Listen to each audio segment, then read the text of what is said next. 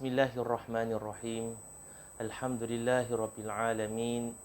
Wa bihi nasta'in ala umuri dunya waddin. Wassalatu wassalamu ala ashrafil anbiya'i wal mursalin. Sayyidina Muhammadin wa ala alihi wa sahbihi ajma'in. Al-Fatihata binniyatina fil intifa' wa ta'allum wa ta'lim. Wal-iqtida' bin nabiyil mukhtar fi sirri wal ijhar. وبنية التناصر وتعاون وتعادل على الدين وإقامة شريعة سيد المرسلين وأن الله يرزقنا كمال النشاط والهمة والجد والاجتهاد في طلب علوم نافعة والعمل بها مع الإخلاص وطول العمر في طاعة الله وحسن الخاتمة عند الموت وإلى حضرة النبي سيدنا محمد صلى الله عليه وآله وسلم. الفاتحة.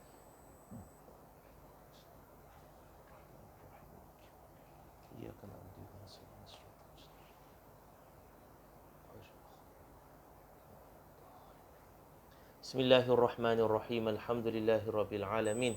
Allahumma salli wa sallim ala sayyidina Muhammadin wa ala alihi wa sahbihi ajma'in. Allahumma arzuqna ya Rabbi fahman nabiyyin, hifdhal mursalin wa ilhamal malaikatil muqarrabin fi afiyatin ya arhamar rahimin. Wa sallallahu ala sayyidina Muhammadin wa ala alihi wa sahbihi wa sallam. Walhamdulillahirabbil alamin. Assalamualaikum warahmatullahi wabarakatuh. Alhamdulillah, muslimin dan muslimat dirahmati Allah, kita bersyukur pada Allah Subhanahu wa taala. Allah Subhanahu wa taala memperkenankan kita untuk bertemu sekali lagi dalam kuliah kita pada setiap hari Jumaat malam Sabtu ini untuk kita membahaskan kitab Imam As-Suyuti, Ziarah ke Alam Barzakh. Dan bertepatan juga pada malam ini merupakan malam pertama ataupun Jumaat yang pertama dalam bulan Ramadan, bulan yang suci ini, maka saya mengambil kesempatan pada malam ini untuk mengucapkan kepada semua kaum muslimin dan muslimat selamat berpuasa, selamat beribadah dalam bulan yang suci ini. Semoga Allah Subhanahu wa taala memberikan kita kekuatan jasmani dan juga kekuatan rohani untuk kita menggiatkan lagi ibadat-ibadat kita dalam bulan suci ini, dan semoga Allah Subhanahu wa taala mempertemukan kita dengan Lailatul Qadar, amin ya rabbal alamin. Dan semoga Allah Subhanahu wa taala mengangkat daripada manusia ujiannya dalam bentuk wabak COVID-19 ini seberapa segera, amin amin ya rabbal alamin. Muslimin dan muslimat dirahmati Allah, kita tinggal hanya 3 sahaja bab untuk membahaskan buku yang agak tebal ini, Ziarah ke Alam Barzakh. Namun daripada 3 bab yang terakhir ini, bab yang paling akhir iaitu bab tentang pembahasan ilmu atau pembahasan tentang roh, pada khidmat saya bukanlah sesuatu yang genting untuk kita membahaskannya. Saya akan beritahu kenapa kemudian nanti. Tapi 2 bab yang sebelumnya itu 2 bab yang insya-Allah akan membawa manfaat kepada kita apabila kita membahaskannya, insya-Allah. Dan 2 bab ini atau yang pertama yang kita akan bahaskan merupakan bab yang terpindik, bab yang terpindik dalam buku Imam As-Suyuti ini. Bab yang mana diberikan tajuk amal-amal yang mempercepatkan pelakunya untuk masuk dalam syurga. Dan bab ini hanya mengandungi 1 hadis sallallahu alaihi wasallam dan juga pembahasan daripada hadis itu daripada pandangan seorang ulama.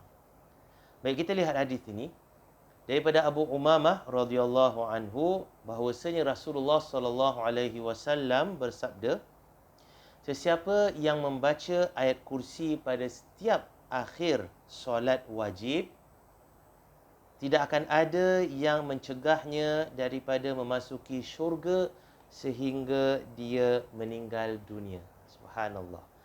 Ini salah satu daripada fadilat ayat Al-Kursi. Ayat Al-Kursi ini dinamakan ayat kursi bersempena dengan perkataan kursi dalam ayat itu, yang mana Allah SWT berfirman, wasi'a kursiyuhus samawati wal ard. Kursinya, iaitu kursi Allah SWT ini seluas langit dan juga bumi, atau merangkumi langit dan juga bumi. Wasi'a kursiyuhu. Kursinya dapat merangkumi langit dan juga semua bumi ini. Nah, apakah itu kursi? Allah Subhanahu Wa Taala lebih mengetahuinya. Kita tak boleh nak ibaratkan kursi itu seperti kursi kita, kerana kursi manusia ini adalah untuk manusia duduk. Sedangkan Allah Subhanahu Wa Taala tidak berhajatkan apa-apa pun. Allah SWT tidak berhajatkan objek, tidak berhajatkan makhluk. Maka Allah SWT tidak berhajatkan kursi untuk duduk. Allah SWT tidak berhajatkan arash sebagai singgasana. Jadi Allah SWT ini bila sebut arash, kursi, ini semua perkara yang di luar daripada kemampuan manusia untuk membayangkannya dan kenapa dan bagaimana. Jadi kenapa Allah SWT sebut ini semua? Kerana Allah SWT nak menguji keimanan kita. Adakah kita beriman tanpa kita mempersoalkan, ataupun kita nak soalkan dahulu baru kita beriman? Ataupun kita nak kaji apakah benda tersebut? Kalau kita nak kaji, boleh. Sekiranya ada hadis daripada Rasulullah SAW, dan hadis itu hadis-hadis yang sahih. Tapi jika tidak ada hadis dan kita nak gunakan akal fikiran kita, kajian fizikal kita untuk kita nak cari apakah tu arash, apakah tu kursi, maka satu perkara yang mustahil. Kerana kita tidak akan dapat tahu perkara-perkara yang ghaib di alam rohani ini, melainkan apa yang telah diberitahu oleh Allah SWT sendiri melalui Al-Quran dan melalui Rasulullah SAW. Maka kerana itu ada ulama yang mengatakan bahawasanya kursi di sini adalah kekuasaan dan kerajaan Allah SWT. Ini merupakan satu tafsiran, mungkin betul, mungkin tidak, wallahu alam. Tapi sempena dalam perkataan kursi dalam ayat ini, maka dinamakan keseluruhan ayat tersebut adalah ayat kursi. Dan bermula dengan lafaz Allahu la ilaha illa huwal hayyul qayyum. Allah tiada yang disembah, tiada Tuhan yang disembah melainkan Dia Al-Hayyu Al-Qayyum, yang hidup dan yang berdiri dengan sendirinya. Nah, nama Allah Subhanahu Wa Taala 99 yang mana dimaklumkan oleh Rasulullah SAW, tapi kita tahu bahawa nama Allah SWT tidak terhad pada 99, malah nama Allah Subhanahu Wa Taala tidak ada hadnya. Semua yang baik semua adalah Allah Subhanahu Wa Taala. Maka salah satu daripada 99 antara nama-nama Allah yang 99 yang dimaklumkan kepada kita oleh Rasulullah SAW adalah nama Allah Al-Hayyu dan juga Al-Qayyum. Dan Allah Subhanahu Wa Taala bila firman Allahu la ilaha illa huwal hayyul qayyum, pertama sekali terdapat pada ayat kursi dalam surah Al-Baqarah juz yang ketiga, dan yang kedua terdapat dalam awal surah Ali Imran juga juz yang ketiga. Allah SWT mulakan surah Ali Imran dengan lafaz huruf hijaiyah alif lam mim. Kemudian ayat keduanya Allahu la ilaha illa huwal hayyul qayyum. Allah tiada Tuhan yang disembah melainkannya Al-Hayyul Qayyum, yang hidup dan yang berdiri dengan sendirinya. Maka ada sebuah riwayat seorang sahabat dia membaca ayat kursi dan kemudian dia membaca awal surah Ali Imran. Maka selepas dia baca tersebut, Rasulullah SAW dengar ketika Rasulullah solat, Rasulullah dengar, maka Rasulullah tanya, siapakah yang membaca tadi ayat kursi dengan awal surah Ali Imran? Maka ada seorang sahabat kata, ya, saya bacanya. Maka Rasulullah SAW berkata bahawasanya di dalamnya ada Ismullahil A'zam, iaitu nama Allah yang Maha Agung, yang mana kalau dimohon kepada Allah Subhanahu Wa Taala dengan nama tersebut, nescaya Allah Subhanahu Wa Taala akan kabulkan doa dan permintaan orang itu. Nama Allah yang agung, Ismullahil A'zam. Jadi antara 99 nama Allah, ada nama Allah yang Maha Agung. Nah, apakah nama tersebut? Maka kalau kita lihat ayat kursi, Hayyu Al-Hayyu Al-Qayyum. Kemudian di akhir ayat kursi, Allah SWT datangkan nama Allah SWT yang lain, Al-Aliyyul Azim. Jadi ada 4 nama Allah SWT. Di awal ayat kursi, Al-Hayyu Al-Qayyum. Di akhir ayat kursi, Al-Aliyyul Azim, yang Maha Tinggi dan yang Maha Agung. Jadi ada 4 nama Allah SWT. Tapi di awal surah Ali Imran ada 2 saja nama, Al-Hayyu dan juga Al-Qayyum. Jadi 2 nama ini, Al-Hayyu Al-Qayyum ini terdapat dalam ayat kursi dan terdapat pada awal surah Ali Imran. Kan itu para ulama berijtihad, dan ramai daripada ulama berpendapat bahawasanya nama Allah SWT yang agung adalah Al-Hayyu Al-Qayyum. Salah satu daripadanya atau kedua-duanya.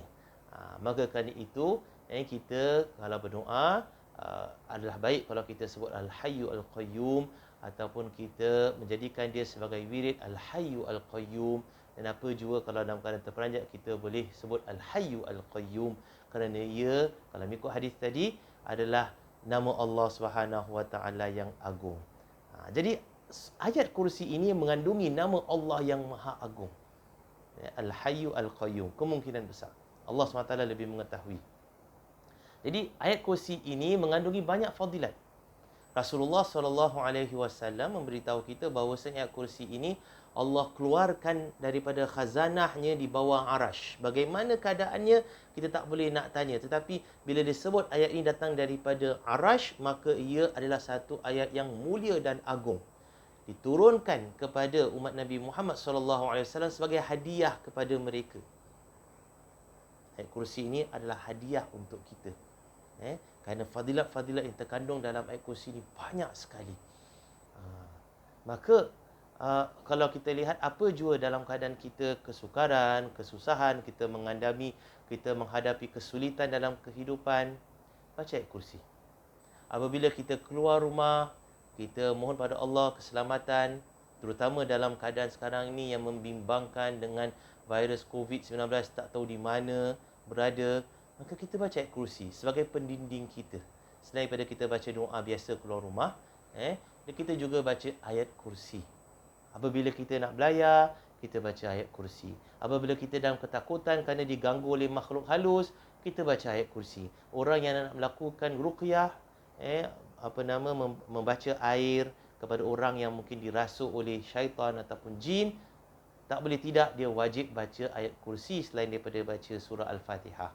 Jadi kursi ini banyak fadilatnya, dan dia tidak hanya terhad kepada apa yang Rasulullah SAW sebutkan, malah kita boleh membaca ayat kursi bila-bila masa yang kita nak.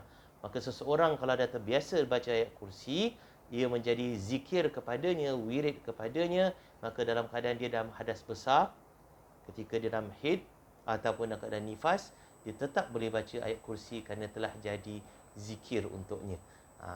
Jadi antara fadilah ayat kursi ini disebut dalam hadis ini diriwayatkan oleh An-Nasa'i, Ibn Majah dan Mardawi dan juga Daruqutni, bahawasanya orang yang menjadikan ayat kursi ini wirid bacaannya selepas setiap solat fardu, 5 hari sekali dia baca, atau 5 kali dalam satu hari, setiap kali habis solat fardu dia bacanya, maka kalau dia meninggal dunia sebelum sampai waktu selepasnya, contoh antara zuhur dan asar, dia meninggal antara zuhur dan asar, tapi waktu zuhur dia baca ayat kursi, maka insya-Allah dia akan dapat masuk syurga.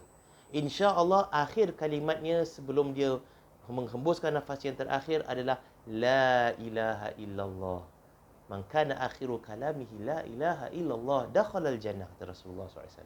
Barang siapa yang akhir kalimat yang diucapkan sebelum dia meninggal dunia adalah kalimat la ilaha illallah, kalimat tauhid, dia dapat masuk syurga. Nah, bagaimana kita nak cuba pastikan ataupun kita nak cuba dapat kelebihan akhir kalimat kita la ilaha illallah agar kita masuk syurga? Antara caranya ialah kita membaca ayat kursi selepas setiap solat. Jadikan dia sebagai wirid kita. Kalau kita tak sempat nak duduk, selepas solat duduk sebentar, nak zikir dan sebagainya kerana kita perlu nak beredar, ada urusan penting, maka ketika kita bangun, kita jalan itu, janganlah lupa untuk kita membaca juga ayat kursi. Ataupun bila-bila masa selepas itu kita kalau teringat, aku belum baca ayat kursi, bacalah ayat kursi. Mudah-mudahan kita baik sangka pada Allah SWT dan kita baca ayat yang penuh dengan fadilat-fadilat yang banyak. Ini ayat kursi, insya-Allah kalau maut datang menjemput kita, kita akan meninggal dalam kalimah la ilaha illallah dan husnul khatimah, maka syurgalah tempat kita insya-Allah. Jadi ini antara kelebihan ayat kursi dan pembacaan selepas solat. Dan banyak lagi fadilat-fadilat yang boleh dibaca oleh, atau zikir-zikir yang boleh dibaca oleh seseorang selepas solat, mengandungi banyak-banyak fadilat yang lain. Antaranya yang dapat menjamin seseorang masuk syurga selain pada ayat kursi ini ialah membaca Sayyidul Istighfar. Sayyidul Istighfar ni adalah kemuncak segala istighfar. Okay? Kita tahu astaghfirullahalazim itu adalah istighfar, iaitu mohon keampunan daripada Allah Subhanahu Wa Taala atas segala dosa-dosa yang telah lalu.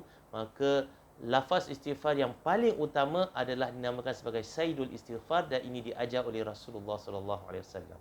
Sayyidul Istighfar yang mana berbunyi, Allahumma anta rabbi, ya Allah engkaulah Tuhanku, la ilaha illa anta khalaqtani, tidak ada Tuhan yang disembah melainkan engkau, dan engkau cipta aku, wa ana abduka, dan aku ni hamba-Mu ya Allah, wa ana ala ahdika wa wa'dika mastata'tu, dan aku ini semampu akulah untuk aku melaksanakan segala apa yang telah engkau janjikan,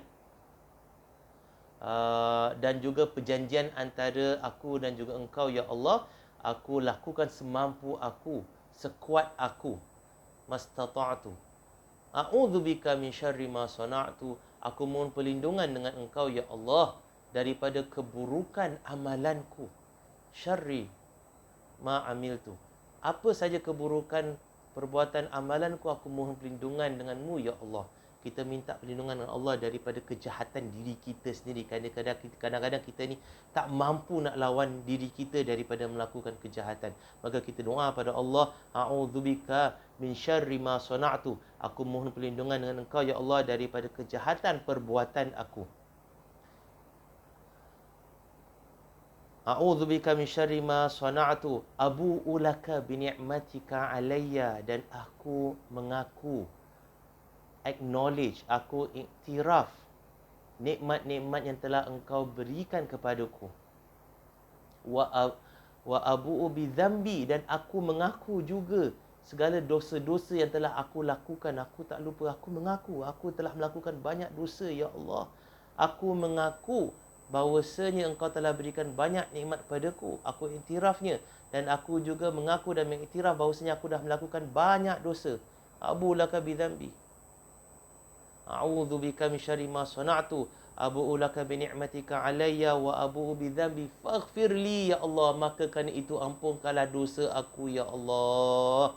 Kerana aku dah mengaku dosa-dosa aku kepadamu ya Allah, engkau ampunkan dosaku ya Allah. Faghfirli fa innahu la yaghfiru dzunuba illa anta, maka tidak ada sesiapa yang boleh ampunkan dosa melainkan engkau ya Allah. Ini rayuan kita kepada Allah Subhanahu wa taala. Ini rintihan hati kita kepada Allah Subhanahu wa taala yang diajar oleh Rasulullah sallallahu alaihi wasallam. Kalimat-kalimat yang cantik dalam Sayyidul Istighfar ini dibaca bila Rasulullah SAW ajar kita, bacalah dia terutama sekali ketika selepas solat subuh dan juga selepas solat maghrib. Barang siapa yang membacanya selepas solat subuh dan dia tidak sampai umurnya sehingga maghrib, ajalnya sampai mendahului sebelum maghrib, maka insya-Allah tidak ada yang menghalangnya untuk masuk syurga. Dan sesiapa yang membacanya selepas maghrib dan ajalnya datang sebelum subuh, maka tak ada apa yang boleh menghalangnya daripada syurga. Jadi kita lihat di sini Sayyidul Istighfar juga adalah satu senjata yang ampuh untuk membantu kita memasuki syurga. Kita boleh baca anytime kita nak, seperti juga ayat kursi, kita nak baca anytime kita nak, tapi yang digalakkan adalah selepas solat subuh dan juga selepas solat maghrib. Maka kita jadikan kedua-dua bacaan ini sebagai wirid kita, zikir kita. Kita baca ayat kursi pada 5 waktu, dan tambahan kepada solat pada awal siang dan awal malam, iaitu subuh dan maghrib, tambahan bacaan adalah Sayyidul Istighfar. Kita doublekan kita punya peluang untuk masuki syurga. Mudah-mudahan kita baik sangka pada Allah. Dengan kita baik sangka pada Allah, Allah Subhanahu wa taala dengan demikian memasukkan kita ke dalam syurganya kalau kita meninggal dunia sebelum keesokan harinya atau sebelum malam harinya. Amin ya rabbal alamin. Jadi ini satu amalan yang kita wajar kita lakukan. Baik. Seterusnya, ni bab yang pendek, kita pindah kepada bab yang seterusnya. Bab yang terakhir yang kita bahaskan dalam buku ini adalah bab berkenaan dengan kehancuran jasad manusia selain jasad para nabi.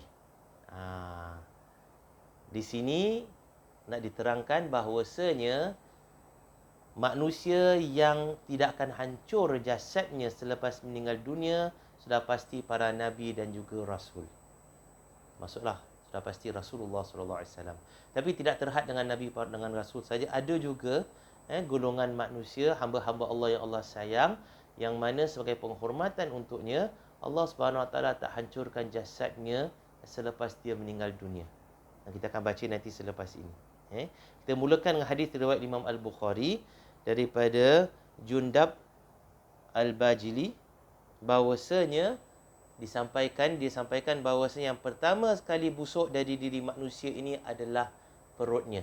Maka anggota manusia yang pertama yang akan hancur adalah perut manusia.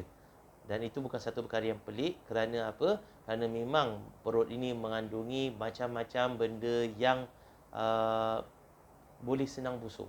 Makanan-makanan yang belum sempat dihadamkan, maka seseorang tu meninggal dunia, maka makanan tu akan menjadi busuk, lebih cepat busuknya daripada anggota badan yang lain, maka ia merupakan pertama yang akan hancur dalam badan dan mengeluarkan isi perutnya yang busuk, ataupun mengeluarkan gas, ataupun mengeluarkan ulat.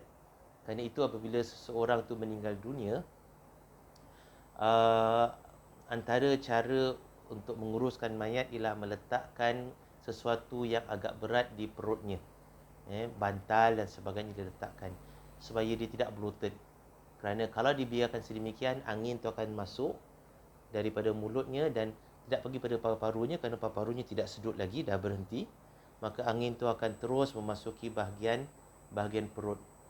Dan apabila perut tu ada makanan, dengan masuknya angin daripada luar, dia akan mempercepatkan proses kehancuran dan pembusukan, decay makanan dalam perut tersebut. Kerana demikianlah perut itu akan menjadi tempat yang pertama yang akan pecah dan hancur apabila dibiarkan begitu lama, tempoh yang sewaktu tertentu selepas seseorang itu meninggal dunia.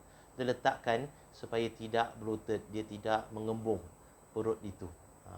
Jadi perut ini sesuatu yang perkara yang pertama yang akan hancur, barulah diikuti dengan anggota-anggota badan yang lain. Ini juga diberitahu dan dimaklumkan oleh Rasulullah SAW dalam hadis riwayat Imam Al-Bukhari ini.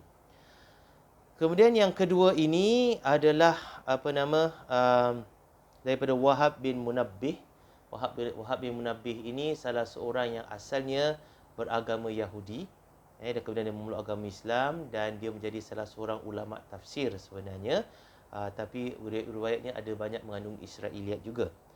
Berkata Abu Nuaim bahawasanya daripada dia membawa riwayat daripada Wahab bin Munabbih, dan Wahab bin Munabbih ini berkata, aku membaca sebahagian daripada buku, iaitu dimasukkan sini kitab Taurat. Seandainya, dan ditulis dalam buku tersebut, seandainya aku, iaitu Allah, tidak menetapkan kebusukan pada tubuh mayat, nescaya manusia akan menahannya dalam rumah mereka. Jadi di sini kata Wahab bin Munabbih, aku jumpa dalam kitab-kitab yang lama, kitab Taurat dan mungkin kitab Injil, bahawasanya Allah SWT menetapkan mayat itu akan busuk agar dia itu tidak ditahan oleh orang yang disayangi di rumahnya, dibawa cepat-cepat ke kubur untuk ditanam. Namun demikian, kita tahu bahawasanya ada adat kat dunia ini, seperti adat kaum di Sulawesi, Pulau Sulawesi di Indonesia yang bukan Islam. Mereka menahan mayat orang yang mereka sayang itu dalam rumah sehingga hampir setahun. Dan mereka, kalau tidak lakukan apa-apa, akan busuk mayat tersebut. Tapi mereka, adalah cara mereka untuk mengawetkan mayat itu.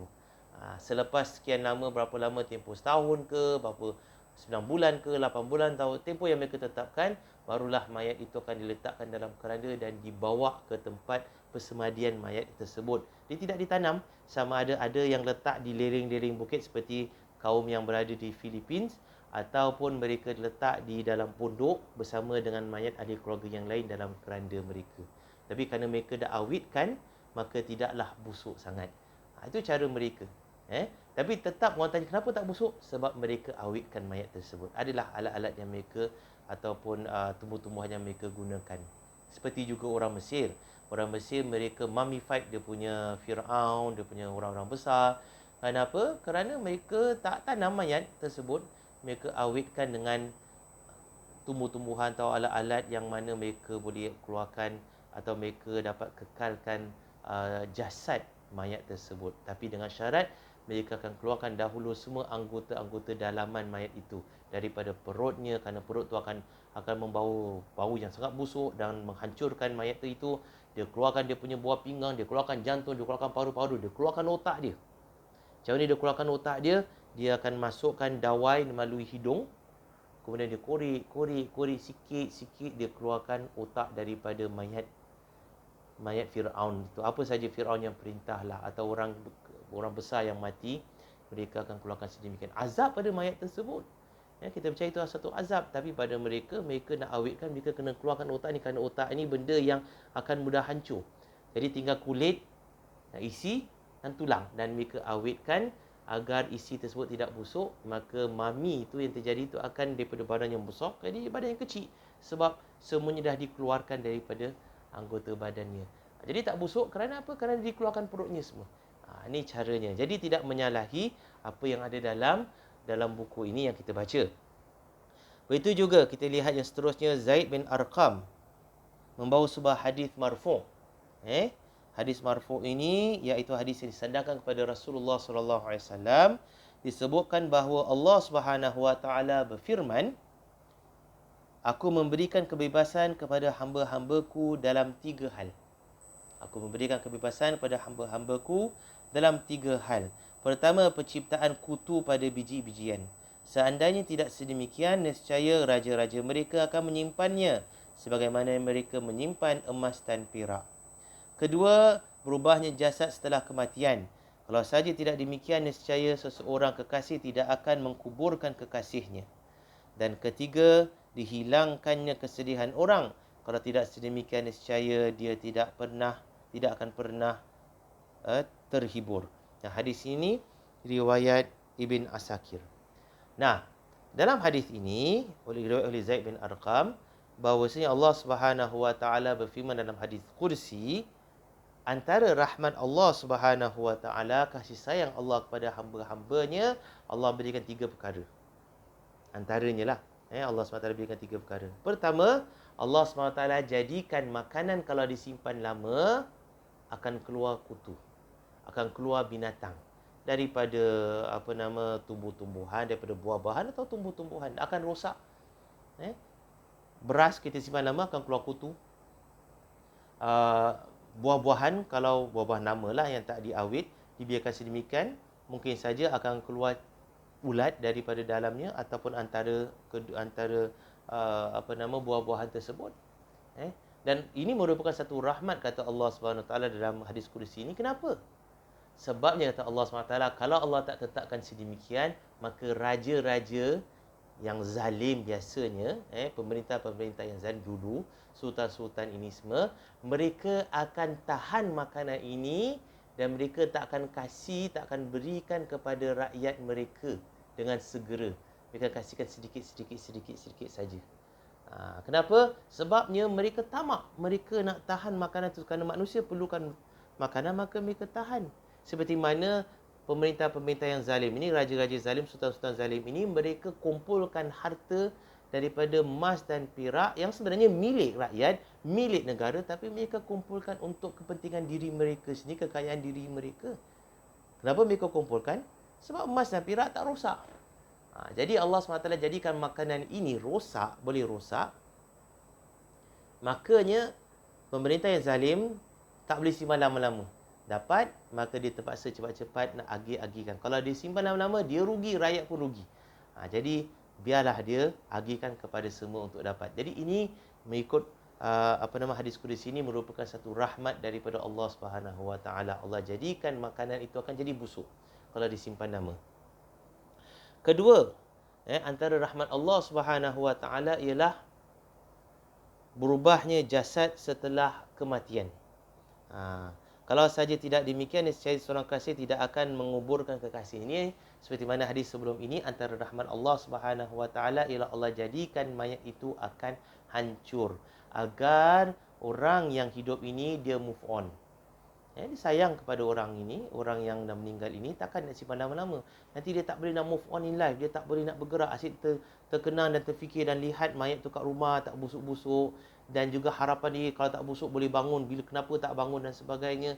Maka Allah jadikan orang ini atau semua mayat akan rosak, hancur. Jadi kita tahu bahawasanya nak simpan pun tak guna, baik cepat-cepat kita ini uruskan dia punya tanaman dia, pengubian dia, ataupun kalau orang bukan Islam, mereka bakar agar yang hidup ini move on in life. Itu rahmat Allah Subhanahu Wa Taala. Yang ketiga antara rahmat Allah Subhanahu Wa Taala ini adalah Allah Subhanahu Wa Taala menghilangkan kesedihan orang yang sedih. Sedih tidak akan berpanjangan sampai masa kita akan sibuk dengan urusan lain, maka kesedihan tu akan berkurangan dan berkurangan dan berkurangan. Kalau pun kita merasa sedih, masih merasa sedih, tapi tidak sesedih ketika mula-mula kita kehilangan orang yang kita sayang tersebut. Itu waktu meninggal tu betul-betul sedih. Tapi as time move on, kita sedih tapi berkurangan dan berkurangan dan berkurangan dan berkurangan. Tidak akan macam awal. Tapi kalau tidak Allah SWT kurangkan rasa sedih tersebut, maka seseorang tu rasa sedih sepanjang hidup ni, seperti mana hari pertama dia kehilangan orang yang dia sayang itu, dia tidak akan dapat berfungsi kat dunia ini. Dia tidak akan dapat melakukan perkara-perkara yang sepatutnya sewajarnya dilakukan, kerana dia bergelumang dalam perasaan sedih yang tak henti-henti. Dan akhirnya membawa mudarat pada dirinya. Jadi rahmat Allah Subhanahu Wa Taala, Allah jadikan masa ini sebagai healer, yang penyembuh kepada rasa perasaan dalam diri. Kalau dia marah, lama-kelamaan dia akan kurang marahnya. Kalau dia benci, mudah-mudahan lama-kelamaan dia hilang kebenciannya. Kalau dia sedih, lama-kelamaan hilang dia punya kesedihannya, dan Allah SWT kurangkan. Maka di antara ini rahmat Allah Subhanahu Wa Taala, tanda kesayangan Allah Subhanahu Wa Taala kepada hamba-hambanya. Ya, ini hadis riwayat Ibn Asakir. Jadi insya-Allah kita berhenti sini dahulu. Pada kali ini kita akan sambung dengan pembahasan bab yang terakhir ini pada kuliah yang akan datang, berkenaan dengan jasad yang tidak dihancurkan oleh Allah dalam kubur. InsyaAllah pada kuliah akan datang dan dalam bulan Ramadan ini juga, dan insyaAllah mudah-mudahan kita dapat khatamkan kitab ini dalam bulan yang suci ini, insyaAllah. Wallahu a'lam bishawab. Al-Fatihah hadratin Nabi Sayyidina Muhammadin sallallahu alaihi wa alihi wasallam, wa ila arwahil muslimin wal muslimat wal mu'minin wal mu'minat sya'unillahi lahumul Fatihah.